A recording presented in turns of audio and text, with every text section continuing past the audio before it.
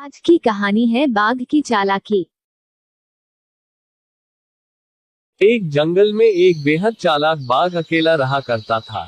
हालांकि जंगल में और भी बहुत सारे जानवर रहते थे, परंतु वह बाघ अपने परिवार से बचपन में ही बिछड़ चुका था। इसलिए उसने अपना सारा जीवन अकेले ही संघर्ष के साथ इस घने से जंगल में गुजारा था।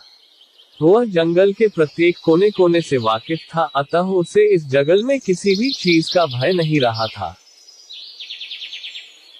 वह सारे जंगल में अकेले घूमता और जब जरूरत पड़ती अपने खाने की व्यवस्था कर ही लेता। कहते हैं ना कि पारिवारिक व्यक्ति की घर की जिम्मेदारी ही उसी की जिंदगी से उस गुमराह कर देती है, क्योंकि वह हर वक्त अपने परिवार के सदस्यों के बारे में ही सोचता है।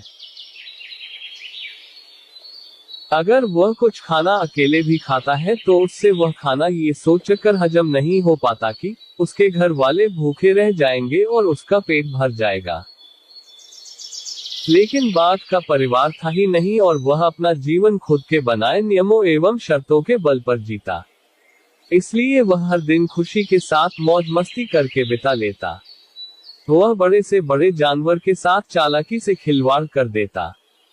जब भी उसे अपना पेट खाली महसूस होता, वो चालाकी से जंगल में घास करने वाली जानवरों को घात लगाकर मारता और अपनी भूख शांत करता। कई बार तो किसी जानवर को उसके साथियों के सामने ही मार डालता और शिकार को दूर ले जाकर वहां अपना पेट भरता।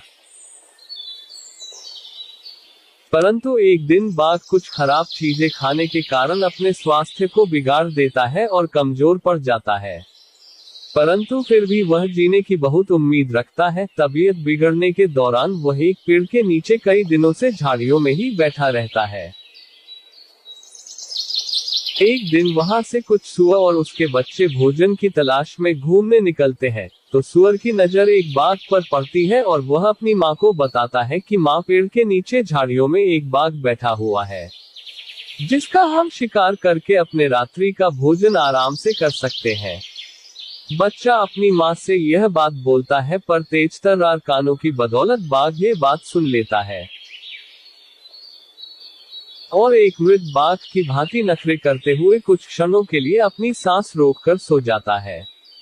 अब जैसे ही सुअर उसके मुंह के सामने जाकर उसकी नाक सूंघता है, तो वह उसे मरा हुआ समझता है और उसे अपने स्वास्थ्य के लिए हानिकारक समझकर वहां से चला जाता है। सीख इस प्रकार एक बाघ अपनी चालाकी के कारण सुअरों के मुंह से बच पाता है।